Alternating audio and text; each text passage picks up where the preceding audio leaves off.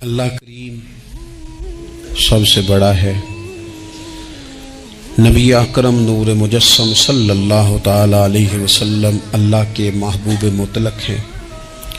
ہم اللہ کے بندے ہیں اور رسول کائنات کے غلام ہیں صلی اللہ علیہ وسلم۔ ہمارا ایک بہت بڑا تعارف ہے۔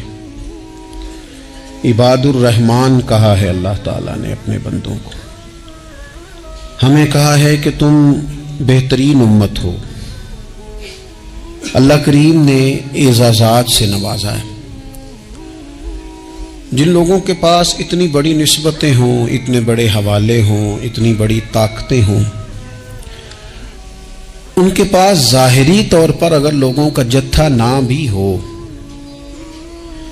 اور ظاہری طور پر اگر مال و اسباب وقتی طور پر نہ بھی ہوں، اقتدار، عہدہ اور بڑے لمبے چوڑے نعرے ان کے پیچھے نام بھی لگ رہے ہوں، تو یہ بہت بڑا تعارف نہیں کہ اللہ کے بندے ہیں اور رسول کریم کے غلام ہیں؟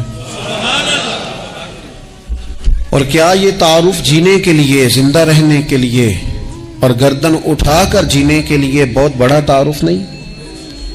باوجود اتنے بڑے تعارف کے اگر کوئی بندہ کمزور باتیں کرے، کچی پکی گفتگو کرے اور وہ اپنے آپ کو بار بار مظلوم ثابت کرنے کی کوشش کرے، وہ بار بار اپنے زخم دکھائے تاکہ وہ قابل رحم قرار پائے، تو یہ باتیں ایک مومن کو، ایک مسلمان کو، اللہ کے ایک بندے کو ذرا زیبا نہیں دیتی، ذرا اچھا نہیں لگتا۔ مسلمان اعصابی طور پر، ذہنی طور پر، نفسیاتی طور پر ایک طاقتور قوم ہے۔ مسلمان وہ قوم ہے جو مرعوب نہیں ہوتی، یہ روب دکھاتی ہے، روب۔ ہم وہ لوگ ہیں کہ جن کے اکابرین سوئے بھی ہوتے تھے، نہ سوئے ہوتے تھے حضرت عمر، لیکن ان کو سوئے ہوئے دیکھ کر بھی لوگ کانپا کرتے تھے، اس لیے کہ شیر تو شیر ہی ہوتا ہے نا، وہ سویا ہو تو پھر بھی شیر ہی۔ تو میں کچھ عرصے سے اس کمی کو بڑی شدت سے محسوس کرتا ہوں کہ لوگ، یعنی کوئی شخص بھی ملتا ہے تو وہ اس لہجے میں بات کرتا ہے کہ اسے مظلوم مان لیا جائے، قابل رحم مان لیا جائے، اس کی مدد کی جائے، اس پر توجہ کی جائے۔ یہ مسلمان کی شان نہیں۔ آپ سورہ بقرہ پڑھیں گے تو قرآن مجید اصحاب صفہ کی شان بیان کرتا ہے کہ انہیں بڑی حاجت ہے، بڑے ضرورت مند ہیں۔ وہ لوگ تھے جو کئی دنوں تک روٹی نہیں کھاتے تھے، لیکن رب فرماتا ہے کہ میرے محبوب کے مدرسے کے ان طالب علموں کو جو دیکھے گا اسے محسوس ہوگا کہ یہ تو بڑے امیر لوگ ہیں۔ کیوں محسوس ہوگا؟ لا یسألون الناس الحافا، یہ لوگوں سے لپٹ کر سوال نہیں کرتے، کشکول طلب نہیں دراز کرتے، یہ اپنے پردے کو قائم رکھتے ہیں۔ خودداری، عزت نفس، وقار، خودی ہمارے ہاں تیزی سے ان چیزوں کا آج جو ہے وہ یوں محسوس ہوتا جیسے قحط ہو گیا ہے۔ اللہ ماشاءاللہ، آپ کے زخم دکھانے سے کوئی بھی آپ کا زخم نہیں بھرے گا، بلکہ میں نے تو یہ دیکھا ہے اپنی زندگی میں کہ اچھا بھلے تعلقات چل رہے ہوتے ہیں، آپ کو ذرا ضرورت پڑ جائے تو سامنے والا آنکھیں پھیر لیتا ہے، اسی وقت اس کا ماحول اور اس کے حالات خراب ہو جاتے ہیں۔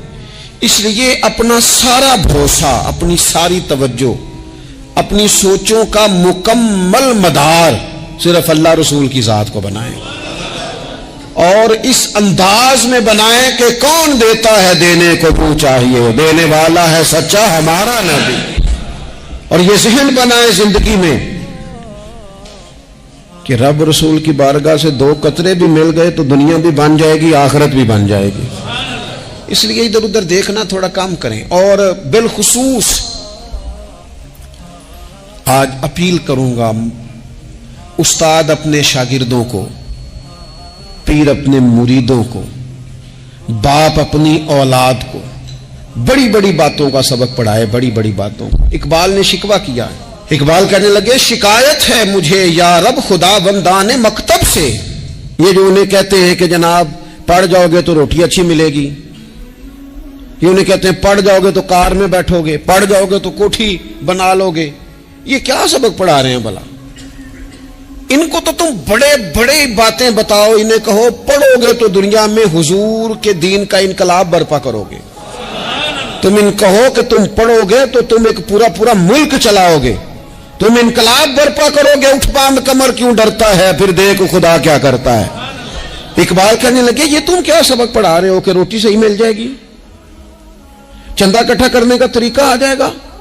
کہنے لگے شکایت ہے مجھے یا رب خدا وندان مکتب سے، سبق شاہی ہے اور بچوں کو دے رہے ہیں خاک بازی کا۔ اڑنے والی تعلیم تھی اور یہ انہیں رینگنے کا سبق پڑھا رہے ہیں۔ تگڑی تگڑی باتیں بچوں کو سکھاؤ، تگڑی تگڑی، یہ پھر سارے نہ ڈھونڈتے پھریں کہ وہ فلانا جو ہے نا چاچا امیر ہے تو ماموں امیر ہے تو فلانی خالہ باہر ہے تو فلانا ذرا مہربانی، کوئی بھی نہیں مہربانی کرتا۔ مہربانی جب بھی کرتا ہے یا خدا کرتا ہے یا مدینے والے محمد مصطفیٰ کرتے ہیں۔ اپنی توجہات کبھی بچوں کو دیکھیں، حضرت لقمان اپنے بیٹے کو کیا کہتے ہیں؟ کہتے ہیں یا بنی اقم الصلاۃ وامر بالمعروف وانہی عن المنکر۔ حضرت لقمان اپنے بیٹے کو سمجھاتے ہیں، کہتے ہیں اے بیٹا نماز قائم کرنا، لوگوں کو بھلائی کا حکم دینا، برائی سے منع کرنا، وَاصْبِرْ عَلَىٰ مَا أَصَابَكَ، اور جب مصیبت پہنچے تو صبر کرنا، ادھر ادھر رونا دھونا نہ کرنا، نماز پڑھنا، بھلائی کا حکم دینا، برائی سے منع کرنا، اور اگر کوئی مصیبت پہنچے تو اس پر صبر کرنا۔ کتنے کام ہو گئے؟ 4۔ ایک نماز پڑھنی ہے، ایک بھلائی کا حکم دینا ہے لوگوں کو، ایک برائی سے، اور اگر کوئی مشکل آئے تو کیا کرنا ہے؟ ان ذالک من عزم الامور۔ فرمایا بیٹا یہ بڑی ہمت والے کام ہیں، ہمت والے کام کرنا، ہمت والے، طاقتیں اپنی قائم رکھنا، کمزور نہ پڑنا، لوگ تمہارے آنسو نہ دیکھیں، کوئی تمہیں تڑپتا نہ دیکھے۔ چھوٹا چھوٹا زخم لے کر لوگ سگنل پہ کھڑے، چھوٹی چھوٹی مجبوریاں لے کر لوگ مانگنے کے لیے دروازوں پر کھڑے ہیں۔ امت مسلمہ کا یہ مزاج نہیں، یہ وقار نہیں، یہ انداز نہیں، ہم تو بانٹنے والے لوگ ہیں۔ چلے مشکل آ جاتی ہے، زندگی میں ضروریات پڑ جاتی ہیں، قرضہ صحابہ بھی لے لیا کرتے تھے، لیکن یہ جو لہجے آج ہم نے اختیار کر لیے، کمزور ہو جانا، کچا پڑ جانا، غریبی کا رونا، یہ انداز اہل ایمان کا، بچوں کو طاقتور ہونا چاہیے۔ میرے نبی کریم صلی اللہ تعالی علیہ وآلہ وسلم نے نا ارشاد فرمایا، ایسا نہیں ہے کہ کوئی بندہ کمزور ہے تو وہ ناپسندیدہ ہے، یہ نہیں فرمایا کہ جو بزدل ہے تو وہ بڑا کوئی کٹا ہوا آدمی ہے، لیکن حضور فرماتے ہیں، صحیح مسلم میں حدیث موجود ہے، حضور فرمانے لگے طاقتور مسلمان نا اللہ کی نظر میں بزدل مسلمان سے زیادہ پیارا ہے۔ طاقتور ہے نا، اس کی شان زیادہ ہے، یہ جو با ہمت ہے، با حوصلہ ہے، جس کے اعصاب مضبوط ہیں، یہ رب کریم کی بارگاہ میں باوقار ہے، اللہ کے حضور اس کی قدر ہے۔ اور حضور علیہ الصلوۃ والسلام صحابہ کو دعائیں سکھایا کرتے تھے، اور تعلیم امت کے لیے خود بھی حضور وہ دعا فرمایا کرتے تھے، کہتے تھے اے اللہ بزدلی سے بچا، کنجوسی سے بچا، اے اللہ اس بڑھاپے سے بچا جو انسان کو بڑا پریشان کر دے۔ حضور دعائیں مانگا کرتے تھے۔ دیکھیں بیمار انسان ہو جاتا ہے، اگر وہ سوچے نا رب کی طرف سے ہے تو پھر بیماری کا لوگ بڑا مزہ لیتے ہیں، کیونکہ جب بندہ بیمار ہوتا ہے تو نفسانی خواہشات ساری ختم ہو جاتی ہیں۔ اور میں اکثر دوستوں سے کہتا ہوں کہ بعض چیزیں ایسی ہیں جو وجد میں لے آتی ہیں بندے کو، اگر وہ غور کرے تو۔ آپ یہ حدیث پاک سنیں، حضور علیہ السلام نے فرمایا بیمار کے ساتھ ضد نہ کرو کہ ضرور کھا، ضد نہ کرو، اس لیے کہ اللہ اسے کھلا بھی دیتا ہے، پلا بھی دیتا ہے۔ اب جب کسی کو پتا چلے کہ میں بیمار ہوں تو رب مجھے کھلا پلا رہا ہے تو مجھے بتائیے بیماری کتنی پیاری لگے گی، بیماری میں کتنا سرور آئے گا۔ پھر تو انسان ہمیشہ چاہے گا کہ مجھے وہ چیزیں ملیں جو مجھے اللہ تبارک و تعالیٰ کی بارگاہ کے قریب کر دیں۔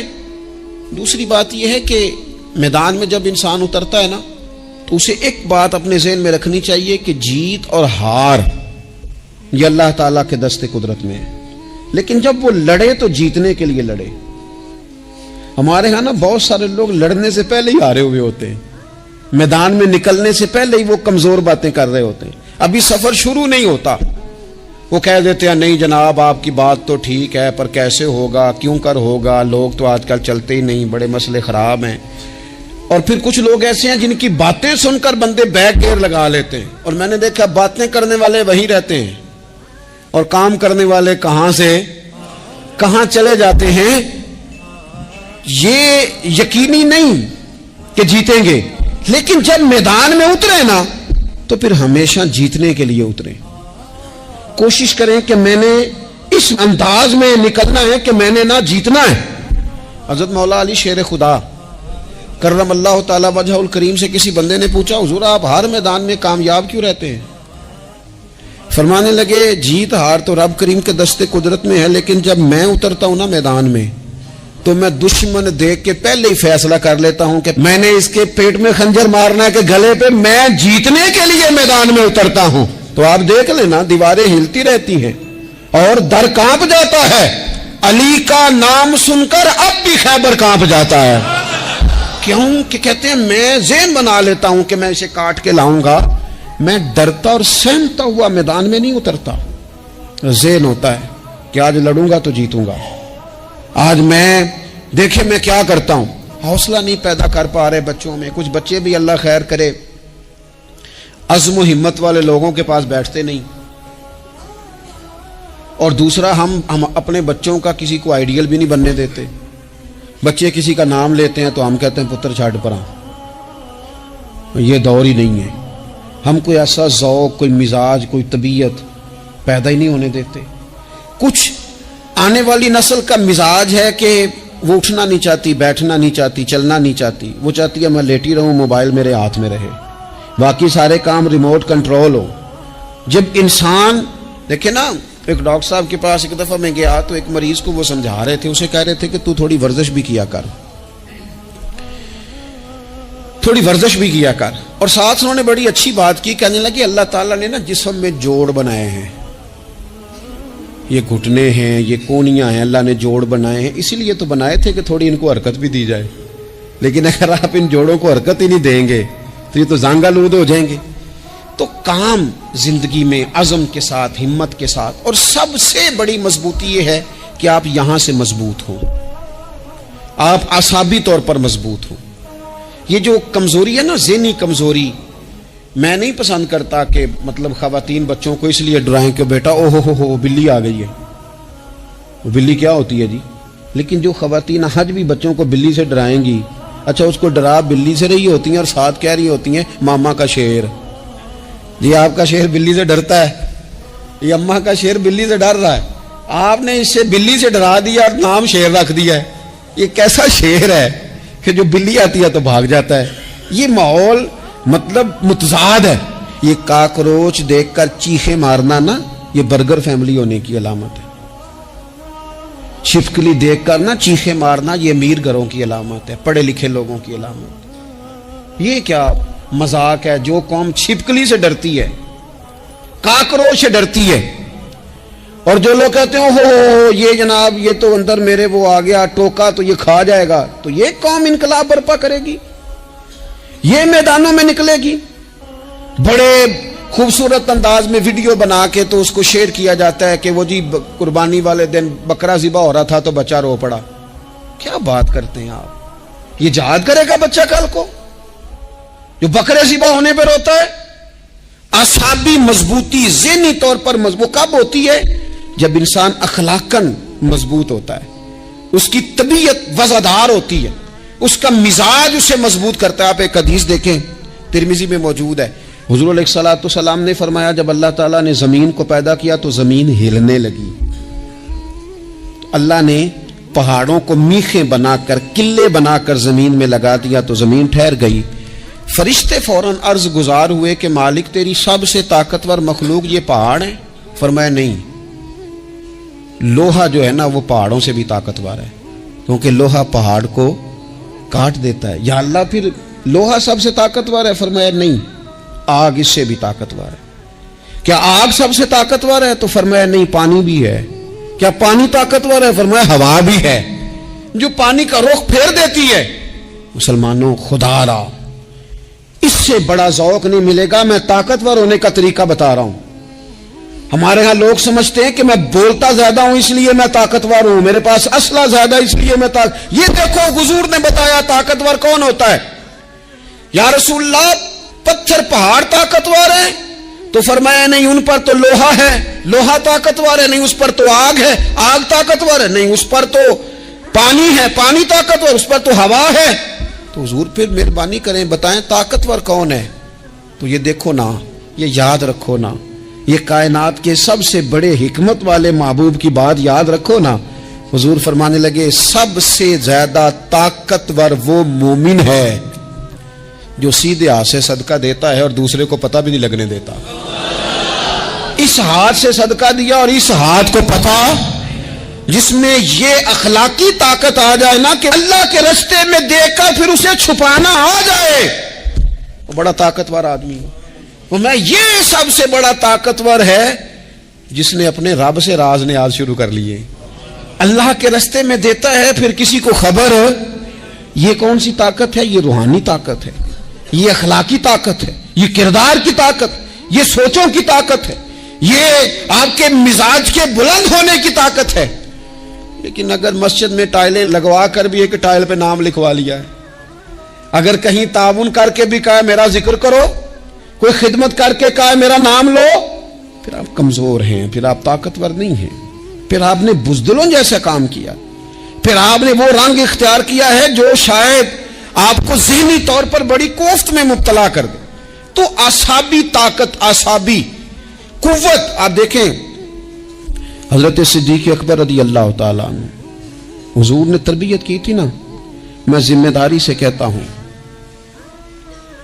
کہ تعصب کی اینک نہ کسی نے پہنی ہو، ورنہ کائنات میں عشق کی داستان ختم ہو جاتی ہے جناب صدیق اکبر پر۔ جو پیار انہوں نے مدینے والے محبوب سے کیا ہے کوئی کر ہی نہیں سکتا۔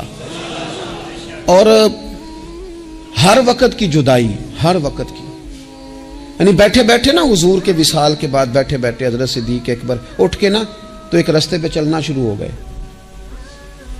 کسی نے پوچھا ابو بکر کہاں جا رہے ہو؟ کہنے لگے یار ایک دن نا محبوب 2-3 دن کے لیے کہیں گئے تھے، اس رستے واپس آئے تھے، جنہاں دے دل بر جانی وچھڑن کون روے پھر تھوڑا، اے سب روگاں دا روگ محمد جس دا نام وچھوڑا۔ پریشان ہوں تو دل کر رہا ہے پتہ نہیں یہاں سے آ نہ جائیں۔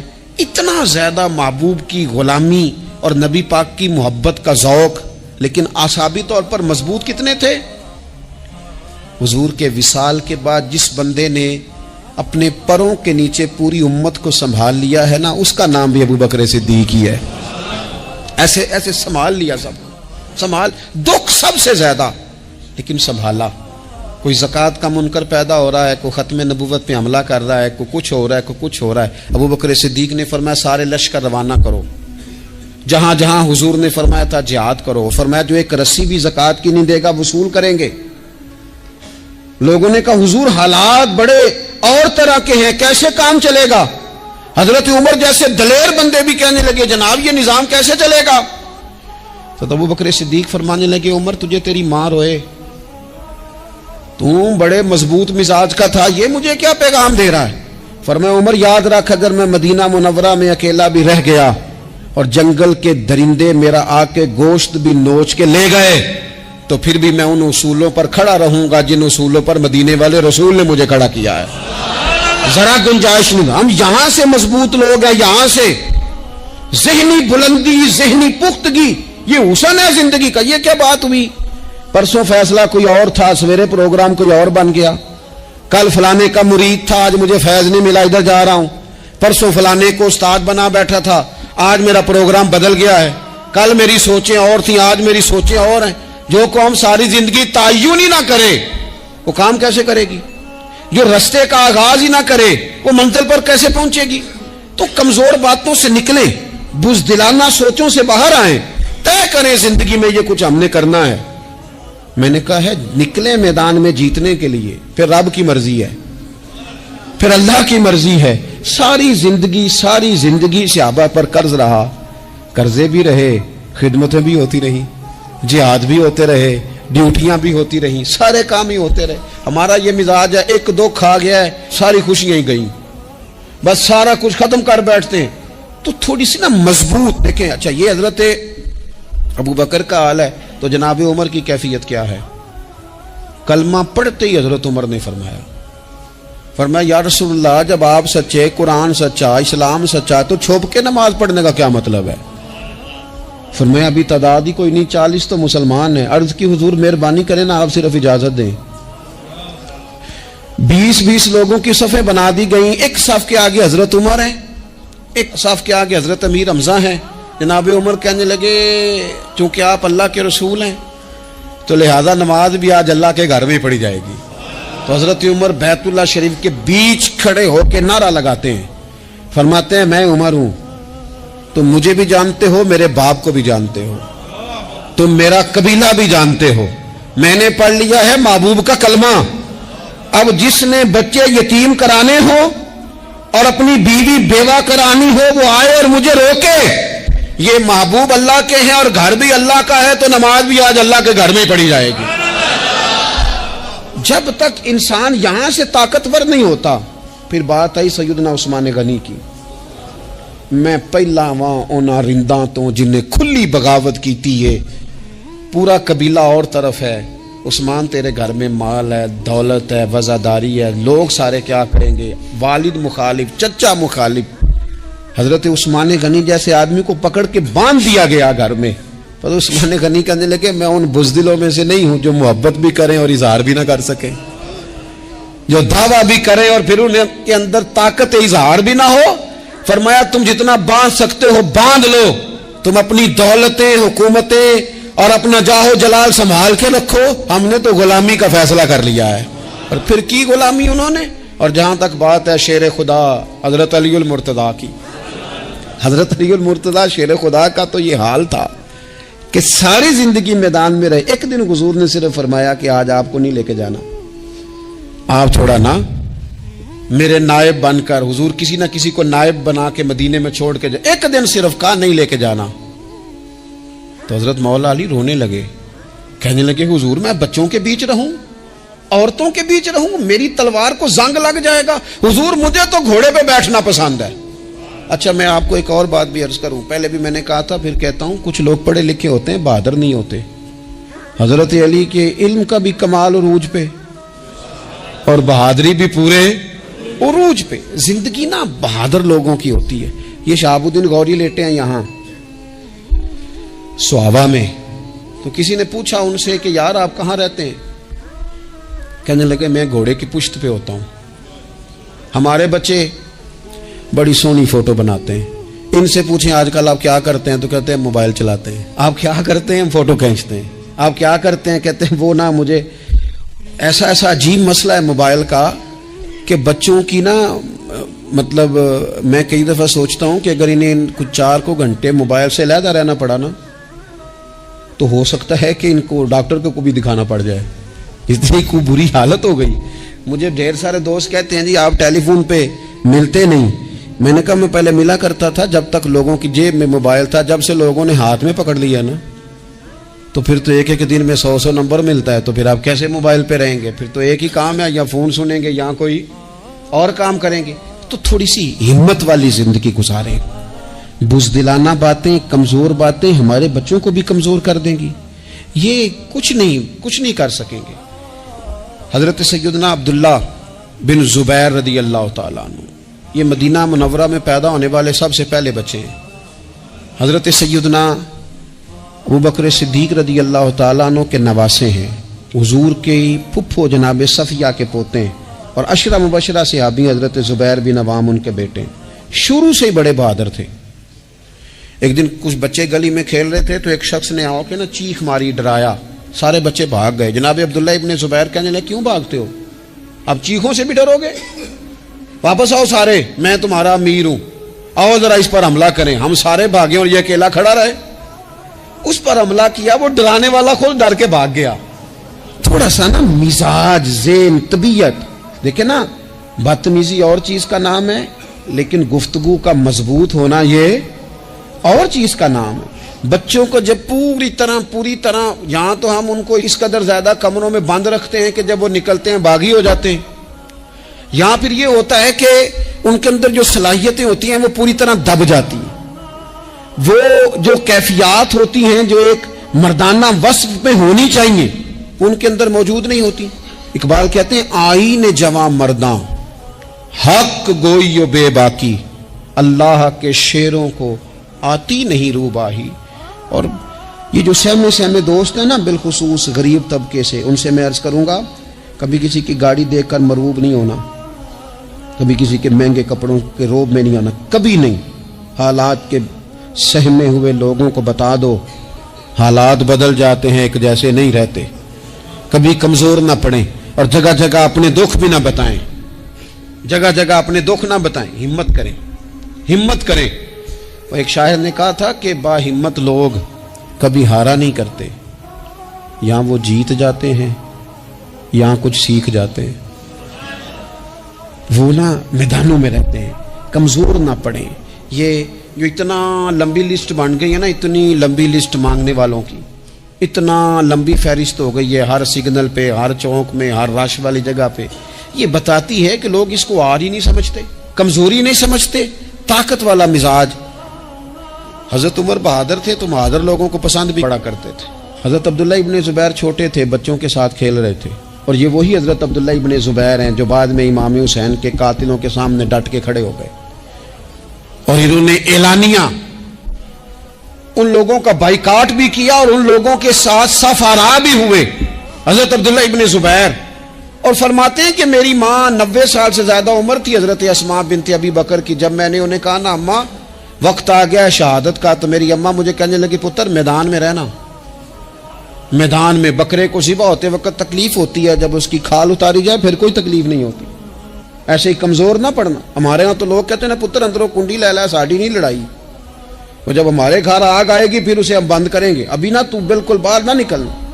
کیسے قوم آگے بڑھے گی؟ جرتیں کیسے پیدا ہوں؟ اور جو کچھ کہہ نہیں سکتے وہ منوائیں گے کیسے؟ جو بات کرنے کی طاقت نہیں رکھتے وہ اپنا منوائیں گے کیسے؟ حضرت عبداللہ ابن زبیر رضی اللہ تعالیٰ عنہ اپنے دوستوں کے ساتھ گلی میں کھیل رہے تھے، جناب عمر فاروق آ گئے. حضرت عمر فاروق کا جلال تھا، بچے ان کو دیکھ کے دوڑ گئے. حضرت عبداللہ ابن زبیر کھڑے ہیں. حضرت عمر قریب آئے، کہنے لگے پتر آپ کیوں نہیں دوڑے؟ حضرت عبداللہ ابن زبیر چھوٹے سے ہیں، کہنے لگے جی کیوں میں دوڑتا، میں نے کوئی جرم کیا ہے؟ تو میں نے غلطی کی ہے، بھلا کیوں دوڑوں؟ آرام سے کھیل رہے ہیں اور نہ ہم نے کوئی رستہ بند کیا، جگہ ہے، آپ نے گزرنا تو گزر جائیں. چاہیے تھا نا حضرت عمر ناراض ہوتے، پر جناب عمر نے ماتھا چوم لیا. کیا بات ہے بیٹا، ان چیزوں پر ذرا قائم رہنا. کہنے لگے جرم کیے، کیا مطلب ہے اس بات کا کہ فلانا ہے تو دوڑ جائے؟ کیوں دوڑیں جی؟ تو ہم نے جو قوم کو سکھانا شروع کیا ہے نا، دیکھیں فقر اور چیز ہے، درویشی اور چیز ہے، سادگی، لیکن ظلم سہنا اور چیز ہے. دنیا میں قتیل اس سا منافق نہیں کوئی جو ظلم تو سہتا ہے بغاوت نہیں کرتا. اپنی زندگی میں عزم کو، ہمت کو، نظریے کو بلند کریں، مظلومانہ مزاج نہ پیدا کریں، بلا وجہ دکھ سنا کے اپنے آپ کو کمزور نہ کریں. یاد رکھیں اگر ہم اپنے دکھ کسی کو سنا رہے ہیں اور اپنے آپ کو بڑا غریب ثابت کر رہے ہیں تو ایسا نہ ہو کہ ہمارے بچے اس کا برا اثر لے جائیں. خودداری سے جینا سکھائیں، عزت نفس سکھائیں. ہر وقت گھر کے اندر، کلاس کے اندر، اپنے دوستوں کی جمعیت کے اندر کمزور باتیں نہ کریں، رو دھو کے وقت نہ گزاریں. رونے سے بھی رات گزر جاتی ہے، ہنسنے سے بھی رات گزر جاتی ہے، ناشکری سے بھی دن بیت جاتا ہے اور شکر سے بھی. لیکن بس بات اتنی ہے کہ شکر والوں کا ذرا صحیح بیت جاتا ہے، ہنسنے والوں کا ذرا صحیح بیت جاتا ہے. زندگی میں عزم کے ساتھ، ہمت کے ساتھ لوگ جس حال میں مرنے کی دعا کرتے ہیں، معاذ اللہ، لوگ جس حال میں مرنے کی دعا کرتے ہیں، ہم نے اس حال میں جینے کی قسم کھائی ہے. اللہ تعالی ہمیں سمجھنے کی توفیق عطا کرے.